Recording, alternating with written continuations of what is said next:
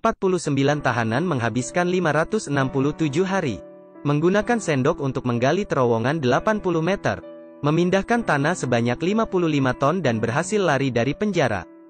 Film hari ini diambil dari kejadian asli. Cerita dimulai. Ini hari ketiga mereka masuk penjara.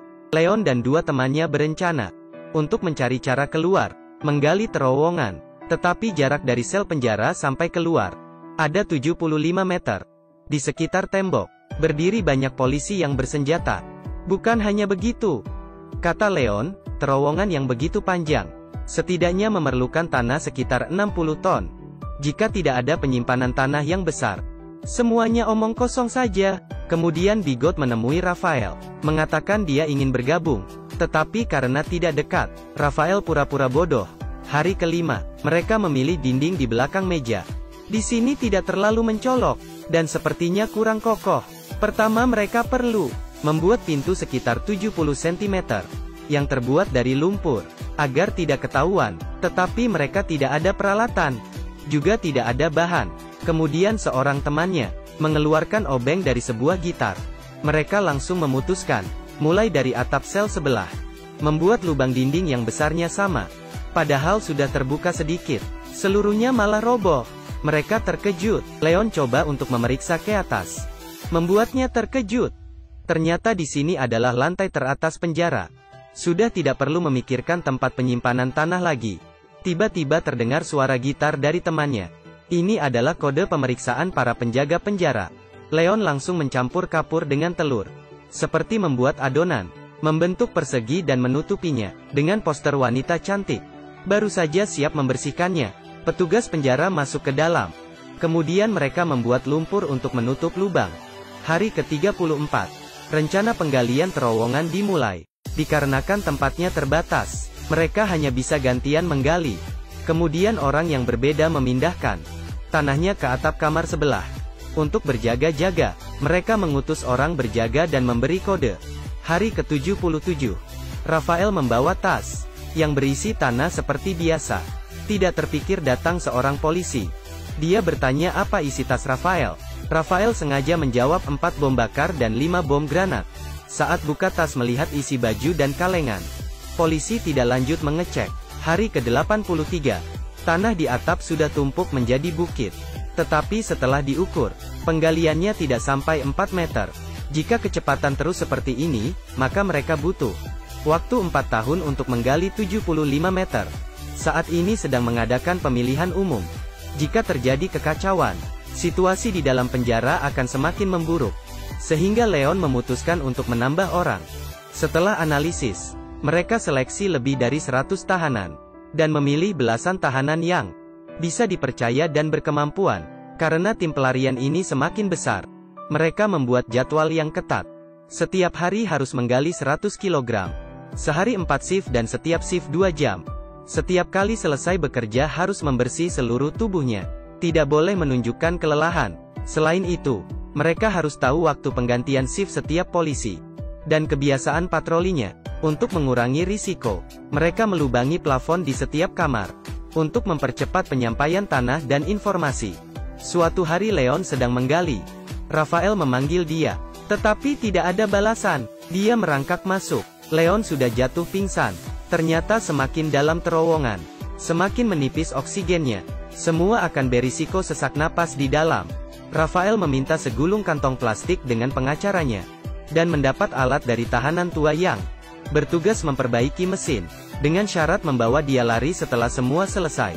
Sejak ada ventilasi, penggalian berlangsung lancar. Hari kunjungan berikutnya, Rafael minta istrinya menghubungi keluarga tahanan lain, karena jalan keluar terowongan harus ada yang urus. Tiba-tiba kepala polisi melakukan razia dadakan.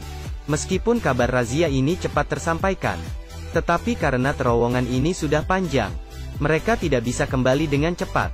Melihat polisi hampir tiba lantai atas, Rafael hanya bisa mengajak tim pelarian untuk menghalangnya. Memanfaatkan kekacauannya, orang yang menggali akhirnya selesai menutupi lubang. Tetapi konsekuensi dari kerusuhan ini berat. Rafael yang memulai dipukuli dan dikurung. Hari ke-413, mereka sudah menggali 50 meter lebih. Belum sempat senang, Rafael, Leon, dan Jerman 3 orang ini masuk koran karena hukuman mati mereka. Ternyata karena kerusuhan sebelumnya membuat kepala polisi marah. Untung saja masih ada waktu sebelum dieksekusi. Hari ke-524. Tanah di luar penjara muncul sebuah lubang kecil. Sebuah sedotan keluar dan menyemburkan cairan merah. Tidak lama, seorang pria membawa seekor anjing menghampiri. Berkeliling sesaat kemudian pergi. Tidak lama kemudian ayah Leon membawakan kabar buruk. Mereka menyimpang dari tujuan sebesar 40 inci. Jalan keluar sekarang, tepat di dalam jangkauan lampu sorot. Selain mengatur posisi dan lanjut menggali, mereka tidak punya pilihan lain. Hari ke-559. Harapan sudah di depan mata. Tiba-tiba beberapa puing jatuh dari atas kepala. Semua menghentikan pekerjaan mereka. Kemudian muncul goncangan yang kuat. Sudah mau gempa. Mereka bergegas kembali. Di malam hari Leon pergi memeriksa terowongan. Untung saja tidak runtuh.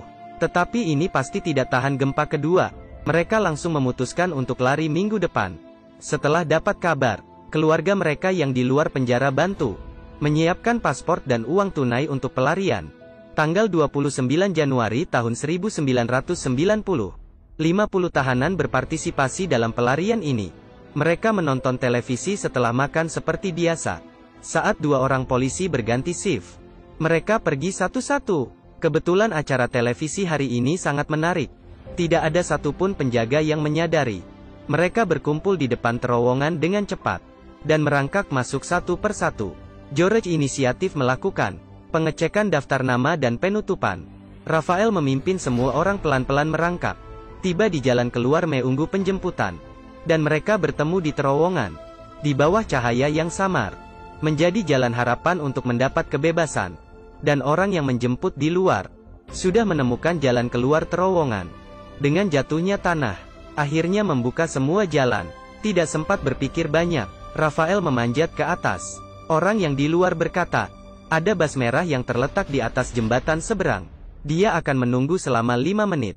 Teman tahanan bergiliran memanjat ke atas dan bersembunyi di dekat tembok. Karena hanya di sini adalah zona aman dari lampu sorot.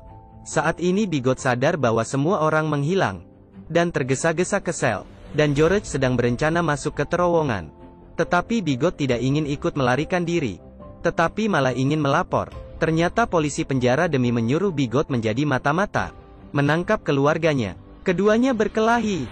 Di sisi lain Leon melihat sudah tidak ada yang keluar dari lubang dan mulai berpindah ke bas. Saat ini Jerman menyadari bahwa George belum keluar, berencana pergi menjemputnya. Tetapi George yang di sel penjara sedang berusaha walaupun terluka. Sayangnya acara televisi baru saja selesai. Polisi dan tahanan mulai bubar. Melihat waktunya sudah pas, seorang pria memberitahu tahanan lain soal terowongan. Saat ini seluruh penjara menjadi ribut. Semuanya langsung berlari menuju terowongan. Polisi yang bertugas tidak berani mencegah. Dan orang yang berada di bas belum tahu kejadian di dalam penjara. Setelah 5 menit, George dan Jerman masih belum kembali. Semua orang akan dalam bahaya jika masih menunggu. Busnya mulai berjalan pelan. Saat ini terlihat bayangan yang sedang berlari mulai muncul di dalam kegelapan. Itu adalah Jerman. Sayangnya dia tidak menemukan George. Tidak tahu lewat berapa lama, polisi akhirnya sampai. Malam itu ada 49 tahanan yang melarikan diri. Ternyata, mereka bukan penjahat yang paling kejam, tetapi di bawah kediktatoran sekelompok pemberontak yang menganjurkan demokrasi dan kebebasan. Pelarian selama 18 bulan ini menjadi sejarah kejahatan di Chili. Pelarian diri terbesar di penjara dan menggemparkan seluruh masyarakat. Setelah 17 tahun, tahanan lain di penjara dibebaskan.